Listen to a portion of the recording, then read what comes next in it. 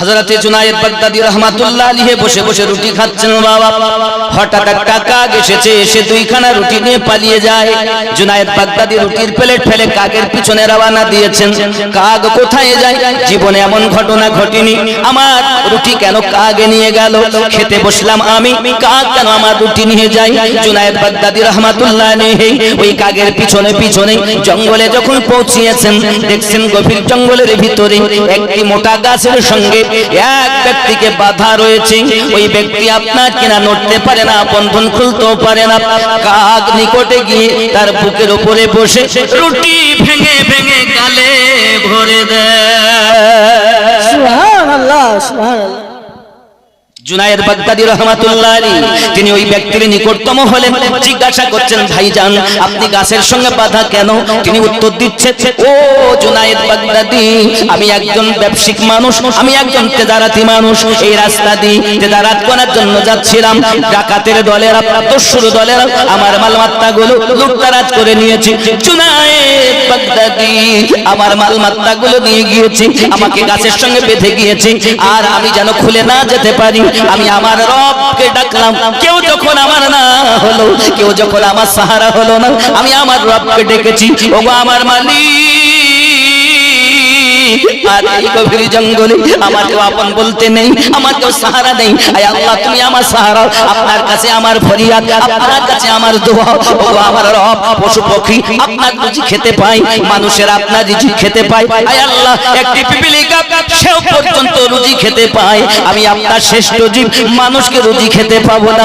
আমি যখন আমার আল্লাহর কাছে এমনি করে রোনাজারি করি, আমার আল্লাহ পাকের দয়ায় প্রতিদিন এই কাক এসে দুইখানা রুটি সকালে, দুইখানা রুটি সন্ধ্যার আগে আমাকে খাইয়ে চলে যায়। সুবহানাল্লাহ, সুবহানাল্লাহ। কে খাওয়ায়? কে খাওয়ায়? কার দয়া? কার দয়া? আল্লাহ পাক খাওয়াচ্ছেন, মসিলা হলো কাক নাকি? জুনায়েদ বাগদাদী রাহমাতুল্লাহ আলাইহি সেই ব্যক্তির বন্ধনগুলো খুলে দিলেন। খুলে দেওয়ার পরে আল্লাহ পাকের কাছে সেই ব্যক্তি দোয়া চাইলেন, রব্বে করিম, তোমার নিয়ামতের শেষ করা যায় না মালিক। তুমি আমাকে গাছের সঙ্গে বাঁধা অবস্থাতে তোমার রিজিক আমাকে খাইয়েছো। ও আমার সোনামানিকেরা, পৃথিবীর জমিনে সেই রবের প্রতি ভরসা আমাদের নাই, ওই রবের প্রতি আমাদের ভরসা উঠে গিয়েছে। আমরা এখন দুনিয়ার জমিনে নিজের ক্ষমতাকে কাজে লাগাতে লেগেছি, রবকে ভুলে গিয়েছি। এমন মানুষ দুনিয়ার বুকে দেখা যায়। সোনামানিক আমার, মসজিদ নিয়ে গর্ব করাটা হলো কিয়ামতের আলামত, অর্থ নিয়ে গর্ব করা হলো কিয়ামতের আলামত, বংশ নিয়ে গর্ব করা হলো কিয়ামতের আলামত, ক্ষমতা নিয়ে গর্ব করা হলো ধ্বংসের আলামত। সুবহানাল্লাহ, সুবহানাল্লাহ। তা কি বোঝা যাচ্ছে? বাবজি আমার সোনামানিকেরা, আমি আপনাদের কাছে অনুরোধ করব, একটু খেয়াল করুন। পৃথিবীর জমিনে আল্লাহর হাবিব সাল্লাল্লাহু আলাইহি ওয়াসাল্লাম যুদ্ধের আগে ঘোষণা দিলেন, কে আছো আমার একটু দান করে যাও। আব্বাজি আমার সোনামানিকেরা, এই কথা শোনার পরে হযরত উসমান জিন নুরাইন রাদিয়াল্লাহু তাআলা আনহু এলেন। তিনি আপনার কিনা দান করেছেন। আমার নবী পাক সাল্লাল্লাহু আলাইহি ওয়াসাল্লাম বললেন, উসমান কি এনেছো? হুজুরের সম্মুখে ঢেলে দিয়েছে এক থলে স্বর্ণ, এক প্যাকেট স্বর্ণ। আমার নবী পাক বললেন, চাইলে জান্নাত কামিয়ে নাও। আবার এক প্যাকেট, আবার বাড়ি গেলেন, আবার এক প্যাকেট স্বর্ণ। যুবক আমার উসমান বিন নুরাইন রাদিয়াল্লাহু তাআলা আনহু এমন করে আপনার 3 ব্যাগ স্বর্ণ এনে দিয়েছেন। ও আমার জওয়ান যুবকেরা, ঠিক এমনি অবস্থায় আল্লাহর হাবিব সাল্লাল্লাহু আলাইহি ওয়াসাল্লাম আরেকদিন ডাক দিলেন, কি আছো দান করো। আব্বাজি আমার উসমান বিন নুরাইন গেলেন, যাওয়ার পরেতে ফিরে এসেছেন। নবী আমার জিজ্ঞাসা করছেন, উসমান কতটা নিয়ে এসেছেন? উসমান বিন নুরাইন বলেন, নবীজি আমার যত অর্থ আছে তার 4 ভাগ করে 1 ভাগ এনে আপনার কাছে দিয়েছি। হযরত ফারুক আযম ওমর রাদিয়াল্লাহু তাআলা আনহু তিনি চলে এসেছেন। নবী পাক আপনার বললেন, ওমর আপনি কতটা নিয়ে এসেছেন? হযরত ওমর রাদিয়াল্লাহু তাআলা আনহু বলেন, হুজুর আমি আমার যত অর্থ আছে তাকে 2 ভাগ করেছি, অর্ধেক রেখে এসেছি, আধা আপনার দরবারে নিয়ে এসেছি। ইতিমধ্যে হযরত আবু বকর রাদিয়াল্লাহু তাআলা এসে হাজির হয়ে গেলেন। আমার নবী পাক সাল্লাল্লাহু আলাইহি ওয়াসাল্লাম বলেন, আবু বকর আপনি কতটা বার্তা এনেছেন। হযরত আবু বকর রাদিয়াল্লাহু তাআলা আনহু বলেন, নবীজি আমার যাহা ছিল সব আমি পোটলা করে নিয়ে এসেছি। আয় আবু বকর, আপনি বাড়িতে কিছু নিয়ে খেয়ে আসেননি? আয় আমার আকা, আমি বাড়িতে আল্লাহ এবং আল্লাহর রাসূলকে রেখে এসেছি। সুবহানাল্লাহ। ইয়া রাসূলুল্লাহ, ইয়া আলী। ও শহরে মোহাব্বত, আপনাদের আওয়াজ মনে হচ্ছে পিছন দিক থেকে কি হচ্ছে, কি হবে, এই মক্তব্যে আর কি হলো, কিছু করা যাবে না, এরকম ভাব। আব্বা আমার গ্রামটা খুব বড় গ্রাম না ছোট গ্রাম? আমি তো আপনাদের এমন কেউ নাই যে আপনারা আমাকে চেনেন না, সেই ছোটবেলা থেকে। হয়তো এখন যারা জন্ম নিয়েছে তারা চিনবে না, কিন্তু বেশিরভাগ ছেলেরা আমাকে চিনবে। কারণ কি, এই গ্রামে যখন মসজিদটাও শুধু বড় হয়ে ইট গাঁথা ছিল, প্লাস্টারও হয়নি, ছাদও হয়নি, টিকটিকি পায় নাকি, এবং মাদ্রাসা বলতে তো তখন একটা ছোট ঘর মক্তব ছিল। তখনকার সময়ে আমি এই টিকটিকি পড়ার ওই মক্তবের ছাত্র। আল্লাহর দয়া, ঘটনাক্রমে আমাকে এখান থেকে নিয়ে ওরাহার আজিজিয়া মাসুমিয়া ওরাহার দরবার শরীফে রেখে আসা হলো।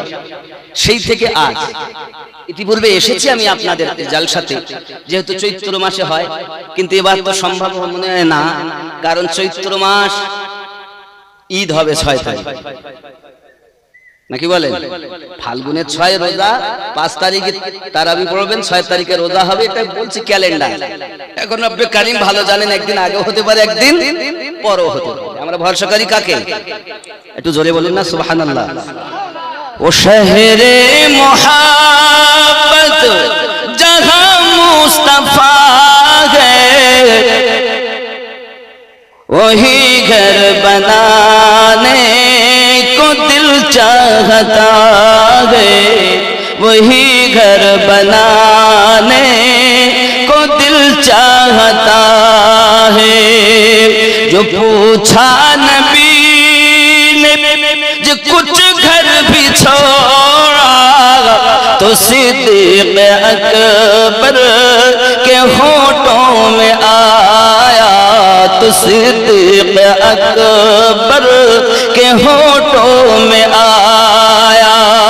वहाँ माल दौलत की क्या है हकीकत, वहाँ माल दौलत की क्या है जरूरत,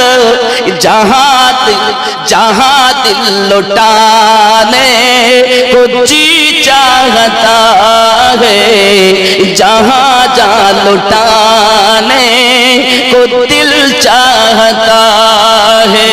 ओ शहर मोहब्बत जहाँ मुस्तफा है, वही घर बनाने को दिल चाहता है। जोरे बोलो সুবহানাল্লাহ, সুবহানাল্লাহ। ইয়া রাসূলুল্লাহ, ইয়া হাবিবাল্লাহ সাল্লাল্লাহু তাআলা আলাইহি ওয়াসাল্লাম, পৃথিবীর সরজমিনে আমি আবু বকর রাদিয়াল্লাহু তাআলা আনহু আমার ঘরে যাহা ছিল সব কিছু নিয়ে আপনার দরবারে হাজির করেছি। আল্লাহ এবং আল্লাহর রাসূলকে আমি আমার বাড়ি রেখে এসেছি। এটি হলো মুহাব্বতের দলিল। ও আমার সোনা মানিকেরা, আমরা নবীকে মুহাব্বত করি। সহিহ বুখারীর হাদিস হলো এটা। হতে পারবে না তুমি ইমানদার ততক্ষণ তো যদি তোমার অর্থের থেকে বেশি প্রেম না করো, অর্থের থেকে বেশি যদি তুমি তোমার নবীকে ভালো না বাসো। দান মানে এটা নয় যে কতটা, পরিমাণ কত এটা নয়। দান মানে এটাই, ও দিল থেকে কুরবান কতটা। সুবহানাল্লাহ, সুবহানাল্লাহ। ও দিল থেকে কুরবান কতটা। হে যুবক, আজ আমরা পয়সা তো বহু আছে, কিন্তু আমরা দিতেই চাই। দান করলে পৃথিবীর জমিনে রাসূল করিম সাল্লাল্লাহু আলাইহি ওয়াসাল্লাম হাদিস শরীফে ইরশাদ করেছেন 10টি উপকার, 10 রকমের বরকত তার হবে। জোরে বলি সুবহানাল্লাহ, সুবহানাল্লাহ। 10 রকম ইনশাআল্লাহ তাআলা আমি বলবো, চিন্তা নেই। এখন বিষয় হলো আবু বকর রাদিয়াল্লাহু তাআলা আনহু শুধু আল্লাহ এবং আল্লাহ রাসূলের প্রেম ও প্রীতি, ভালোবাসা, তাদের ভরসা সব এনে দিয়েছেন। আমরা এরকম করব না। আব্বাজি আমার সোনা মানিক, পৃথিবীর সরজমিনে দেখা গেল হযরত ওমর রাদিয়াল্লাহু তাআলা চিন্তা ভাবনা ছিল আজ মজা হবে, কারণ আবু বকর রাদিয়াল্লাহু তাআলা কে আজ আমি পিছিয়ে ফেলবো, তাই বাড়িতে ভাগ করে অর্ধেক এনেছেন। কিন্তু আবু বকর রাদিয়াল্লাহু তাআলা পুরাকে পুরা এনে দিয়েছে। জওয়ান যুবকেরা আমার, বোঝা গেল প্রেম কতটা, ভালোবাসা কতটা। আবু বকর রাদিয়াল্লাহু তাআলা প্রেম কত। যুবক আমার নবী, আপনার নবী সাল্লাল্লাহু আলাইহি সাল্লামের কাছে এখনো কলেমা পড়ে ঈমান আনেননি।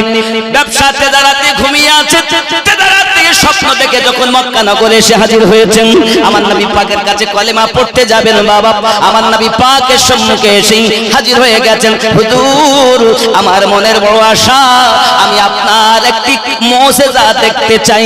আপনার আমার নবী বলেন, আবু বকর, ব্যবসা করতে গিয়ে তুমি যে স্বপ্নটা দেখছো বিছানায় শুয়ে, ওই স্বপ্নটাই হলো এই আমার মুজিজা। সুবহানাল্লাহ, সুবহানাল্লাহ। পূর্ণিমার চাঁদ তার বুকে চলে এসেছে, এই স্বপ্ন দেখেছেন। তো স্বপ্নের তাবির করনেওয়ালা বলেছিলেন, আবু বকর নাম কি? আমার নাম আবু বকর। কোথায় বাড়ি? বলে মক্কায়। বাপের নাম কি? আবু কুহাফা। নাকি সব তো মিল হচ্ছে। আচ্ছা, তোমার পেটের কাপড়টা উঁচু করো তো দেখি। স্বপ্নের সঙ্গে পেটের কাপড় উঁচু করার কারণ এমনি তো বলি না, কারণ আছে বলেই তো বলছি। কাপড় উঁচু করেন কারণ আমি তওরাতের পণ্ডিত। তওরাতে লেখা আছে শেষ জামানার পয়গম্বরের প্রথম খলিফা হবেন যিনি, তার নাম আবু বকর হবে, বাপের নাম আবু কুহাফা হবে, মক্কা নগরের নিবাসী হবে। কিন্তু তার পেটে নাভির নিচে ডান পাশে একটা তিল থাকবে, দাগ থাকবে, যা থেকে বোঝা যাবে এই আবু বকরই নবীর প্রথম খলিফা। সুবহানাল্লাহ, সুবহানাল্লাহ। এই জন্যই আমি জিজ্ঞাসা করছি, আগে পেটের কাপড় উঁচু করো, না করলে স্বপ্নের তাবির সঠিক প্রমাণিত হবে না। স্বপ্নের মানে কি? যে আপনি প্রথম খলিফা হবেন, তার কাছে কলেমা পড়বেন। কে? আব্দুল্লাহ তানাই মুহাম্মদুর রাসূলুল্লাহ সাল্লাল্লাহু আলাইহি ওয়াসাল্লাম মক্কা নগরে তিনি আগমন করেছেন বহু পূর্বে, তার কাছে কলেমা পড়ে ঈমান নিয়ে আসবে, তুমি প্রথম খলিফা হবে। উনি এসেছেন, এসেই জিজ্ঞাসা করেন, হুজুর আমি একটা মুজিজা দেখব। নবী পাক বলেন, সেটাই আমার মুজিজা যেটা তুমি স্বপ্নে দেখেছো। নবী বলেন, আমার উম্মত কে কি দিয়ে ভাত খায় আমি নবী তাও জানি।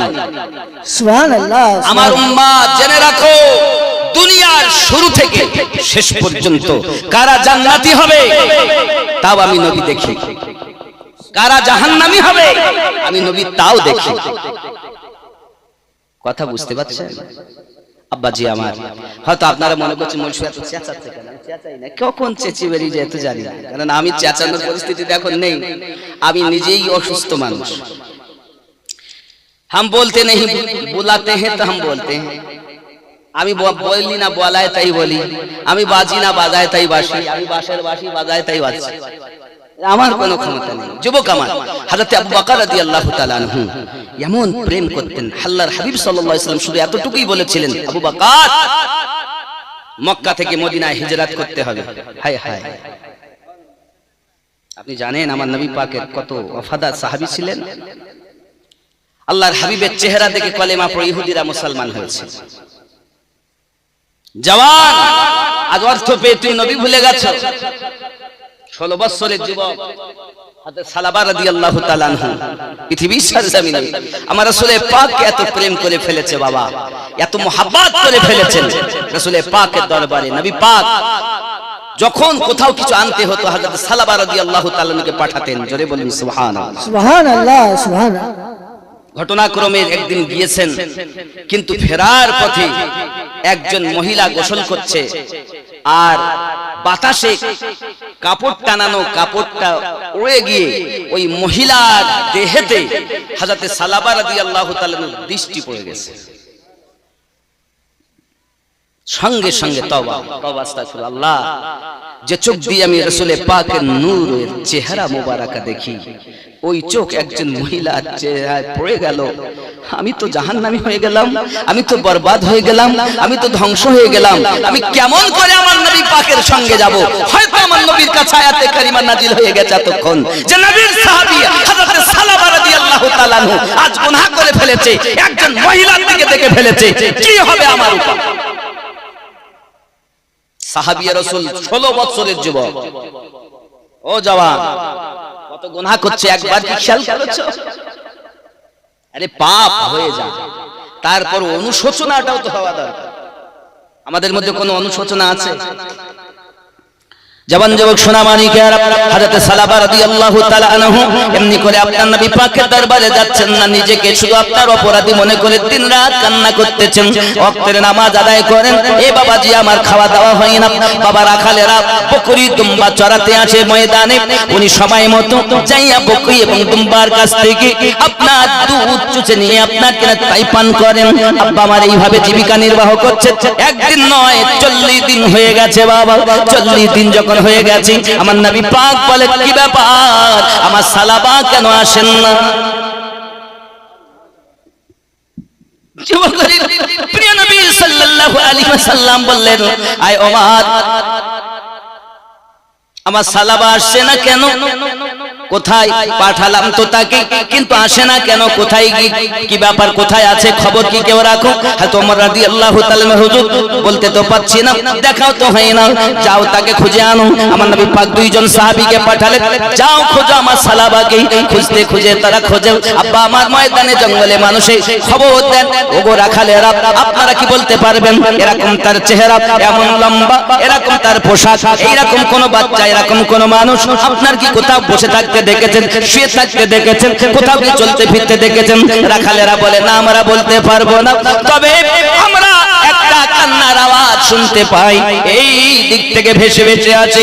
ওই কান্নাটা এত দরদ ভরা, হঠাৎ দেখি কান্না করতে করতে একটা ছেলে আপনার কিনা আমাদের দুম্বার কাছে আসে, আসার পরে আপনার দুধ পান করে, আবার কান্না করতে করতে চলে যায়। দুধ যখন পান করে তার চোখের পানি টপ টপ করে পড়তে থাকে, আবার দুধ পান করে চলে যায়। সে হবে কিনা জানি না, হযরত আমিরুল মুমিনিন ওমর রাদিয়াল্লাহু তাআলা বলছেন, হয়তো হতে পারে সেটাই হবে হযরত সালাবা রাদিয়াল্লাহু তাআলা আনহু। এই জওয়ান যুবক সঙ্গে সঙ্গে আমিরুল মুমিনিন বলেন, তাকে এখন কি আসার সময়? কিছুক্ষণের মধ্যে আসবে, মনে হয় আসার সময় হয়ে গেছে। ওনারা একটু লুকিয়ে থাকলেন। হযরত সালাবা রাদিয়াল্লাহু তাআলা আনহু চোখের পানি ঝরাতে ঝরাতে টুক টুক টুক করে যখন আপনার কেন ওই বকরিদের কাছে এসেছেন বাবা, আসার পরে দুধ পান করতে যাবেন, হঠাৎ আমিরুল মুমিনিন রাদিয়াল্লাহু তাআলা নিকটে গেলেন। যাওয়ার পরে আব্বাজি আমার তিনি করলেন কি, সঙ্গে সঙ্গে ধরে নিয়েছেন। হযরত সালাবা রাদিয়াল্লাহু তাআলা বলেন, আমিরুল মুমিনিন ছেড়ে দিন আমাকে, আমি যেতে পারবো না, আমি পাপী হয়ে গেছি, আমি জাহান্নামী হয়ে গেছি, আমি গুনাহগার হয়ে গেছি, আমি আর যেতে পারবো না রাসূলের পাকের দরবারে। সালাবা কি হয়েছে তোমার, কেন কাঁদো, কি অপরাধ? আল্লাহর হাবিবের আপনাকে প্রতিনিধি করে পাঠিয়েছেন, কিন্তু আপনি কেন যাচ্ছেন না? 40 দিন বলে, আর যাবে না, আমার মতো গুনাহগার হয়তো আর কেউ নাই। কি অপরাধ? যত অপরাধ করো না কেন রাসূলের পাকের দরবারে চলো, ওই দরবার এমন দরবার, আদনাকে আলা বানানো দরবার। সুবহানাল্লাহ, সুবহানাল্লাহ। বাবজি সাহাবী রাসূল আরজি জানাচ্ছেন, যখন ধরে আর ছাড়লেন না, ধরেই নিয়ে এসেছেন নবী পাকের দরবারে। আমার রাসূলের পাকের দরবারে এসেছেন, একদম আসামির মতো চোখ দুটি বন্ধ করে রেখেছেন। আমার নবী পাক সাল্লাল্লাহু আলাইহি ওয়াসাল্লামের কাছে এসে হাজির, নিয়ে এসেছেন, হাজির হয়ে গেছেন। সালাবা কি খবর? হুজুর আমি আপনার সম্মুখে হাজিরি দেওয়ার মতো যোগ্যতা হারিয়ে ফেলেছি হুজুর। আমরা কত অপরাধ করি, একবারও কি কেঁদেছি, কাঁদি? আরে সর্বনাশ, রাতের অন্ধকারে দিনের আলোতে পাপের উপরে পাপ, তারপরও অনুশোচনা নেই। আব্বাজি আমার সোনা মানিকের, সালাবা রাদিয়াল্লাহু তাআলা আনহু আমার নবী পাকের দরবারে চোখ বন্ধ করে বসে আছেন। আপনার আমার নবী পাক সাল্লাল্লাহু আলাইহি সাল্লামকে বলতে চান, হুজুর এই চোখ দিয়ে আমি গুনাহ করে ফেলেছি, সেই চোখ দিয়ে চেহারায় অদ্দুহা কেমন করে দেখি, দেখার মতো আমি যোগ্যতা হারিয়ে ফেলেছি হুজুর। ও বাবাজি আমার, সামান্য একটা অনিচ্ছাকৃত ভাবে মহিলার দিকে দৃষ্টি পড়ে যাওয়ার কারণে সে যদি চোখ দিয়ে আমার নবী না দেখতে চায়, ও জওয়ান যুবকেরা, এই চোখ দিয়ে আমরা কত গুনাহ করি নাকি? আল্লাহর হাবিব সাল্লাল্লাহু আলাইহি ওয়াসাল্লামের সাহাবীদের ভিতরে এরকম দরদ ভরা বাবা, এমন তাদের প্রেম, এমন তাদের শরীয়তের পাবন্দি। আপনার আমার নবী বলেন সালাবা, আল্লাহ পাক maaf করবেন, আল্লাহ পাক maaf করে দিবেন। কি অপরাধ একবার কি বললেন, হুজুর আপনি আমাকে পাঠিয়েছেন, আমি ওখানকার কর্ম সেরে আসতেছি, প্রতিমধ্যে আমি দেখি একজন মহিলা এক গোসলখানায় গোসল করতেছি, কিন্তু সম্মুখের কাপড়টা সরে যাওয়ায় তার চেহারায় তার বদনে আমার দৃষ্টিটা পড়ে গিয়েছে। হুজুর আমি দেখতে চাইনি, দেখার সঙ্গে সঙ্গে চোখটাকে বন্ধ করে নিয়েছি হুজুর, হাত দিয়ে এই চোখ বন্ধ করে নিয়েছি। আর নিজেকে অপরাধী মনে করেছি, যে চোখ দিয়ে চেহারায় অপরাধ দেখি, এই চোখ দিয়ে আজ অপর নারীর দিকে দেখে ফেলেছি। আর এখন আয়াত নাজিল হয়ে গেছে, আমি জাহান্নামী হয়ে গেছি, আমি বরবাদ হয়ে গেছি, আমি ধ্বংস হয়ে গেছি। এই জন্য আমি আমার পাপের জন্য আপনার কাছে আসি না।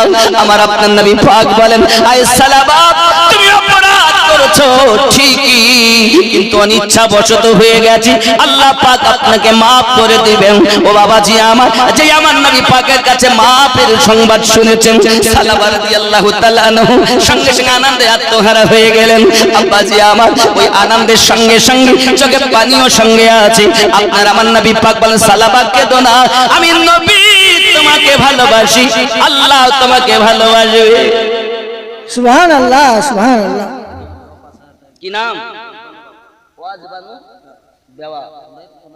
5,000 টাকা আল্লাহ দান কবুল করুন, দুনিতে বরকত দিন, আল্লাহ তার স্বামীর কবর জান্নাতের টুকরা বানিয়ে দিন। জোরে বলুন আল্লাহুম্মা আমিন। আল্লাহুম্মা আমিন। কি বাবা? অজবানু বাবা, আল্লাহ দান কবুল করুন, আল্লাহ দুনিতে বরকত দিন, আবিদা জাহিদা বানিয়ে দিন, আল্লাহ এ দানের বিনিময় তার রিজকে বরকত দান করুন। জোরে বলি আল্লাহুম্মা আমিন। আল্লাহুম্মা আমিন। রাশেনা বিবি, এখানকার মায়েরা তো ভালো গো, আব্বারা কিছুই বলছে না, কিন্তু মায়েরা তো প্রথম।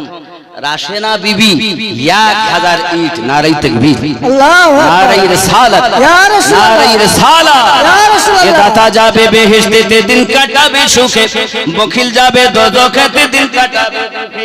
দাতা তরে খোলা আছে বেহেশতেরই পথ, সকাল সন্ধ্যা ফেরেশতারা করে মেরামত। লা ইলাহা ইল্লাল্লাহ, লা ইলাহা ইল্লাল্লাহ, লা ইলাহা ইল্লাল্লাহ, মুহাম্মাদুর রাসূলুল্লাহ।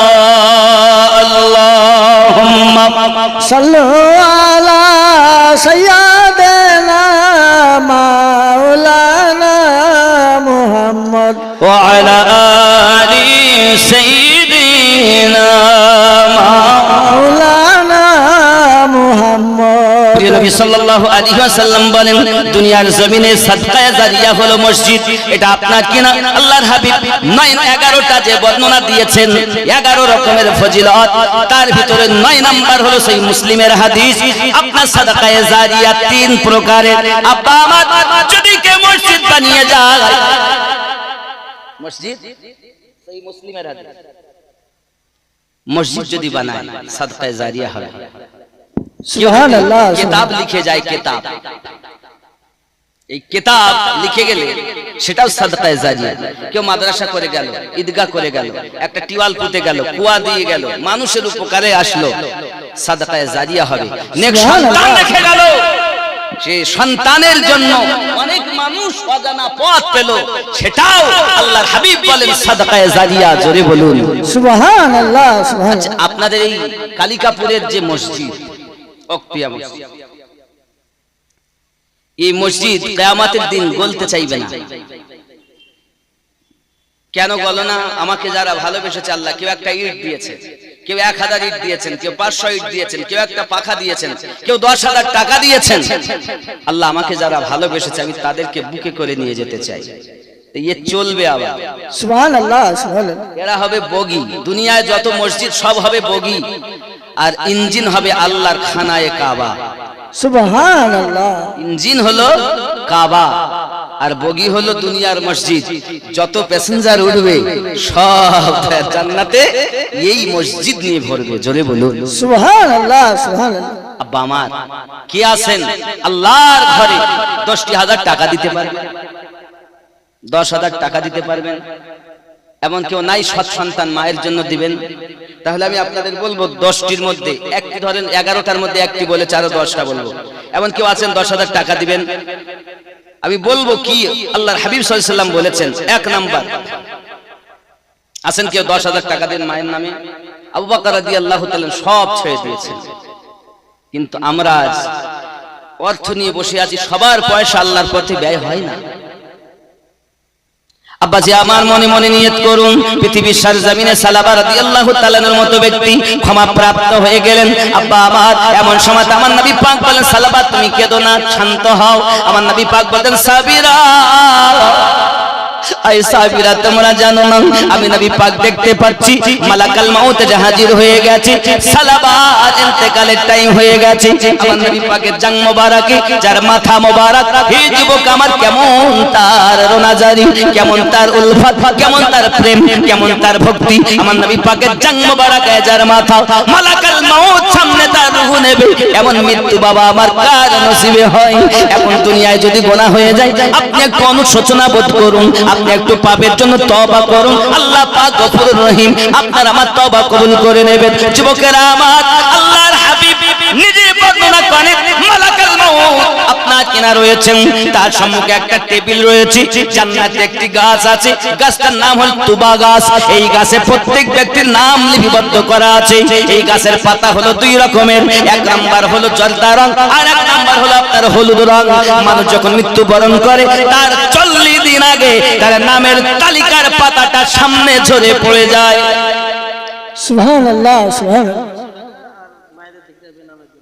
তাই 500 টাকা মায়েদের দিক থেকে বেনামি, 500 টাকা আল্লাহ কবুল করুন। বাবা 10,000 টাকা দেওয়ার মতো নেই কেউ নাই। একজন ব্যক্তি মসজিদে দিবেন আল্লাহর ঘর, এক্ষুনি না দেবেন লিখিয়ে দেন আপনার নাম রাসূলের জন্য, ইনশাআল্লাহ ইনশাআল্লাহ অবশ্যই দোয়া করব। নাই কেউ?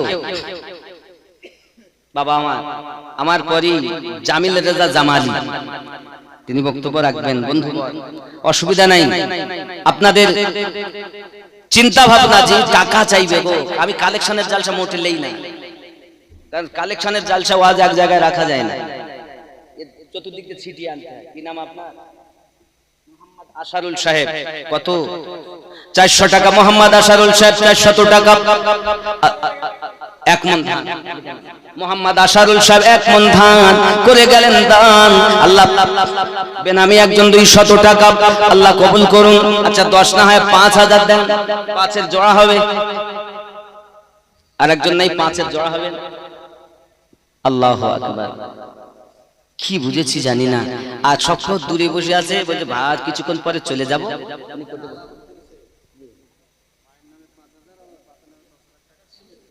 সুবহানাল্লাহ। জালালউদ্দিন শেখ, বাপের নামে 5000 টাকা সিমেন্ট, মায়ের নামে 5000 টাকা সিমেন্ট, মোট 10,000 টাকা সিমেন্ট দিবেন। খুশি না বেজার? জলে বলেন খুশি না বেজার? খুশি, খুশি। নারে তাকবীর। আল্লাহু আকবার। আমার উপরে আপনাদের রাগ আছে মনে হয়। অনেক আমিনুদ্দিন ও যা বলে বলে দিলে, আমরা কিছু বলবই না, রাগ আছে আপনাদের মনে হচ্ছে। এই গ্রামে এমন কোনো বাড়ি নাই যে বাড়ি আমি যাইনি, শুধু ভাত বই বাড়ি আছে।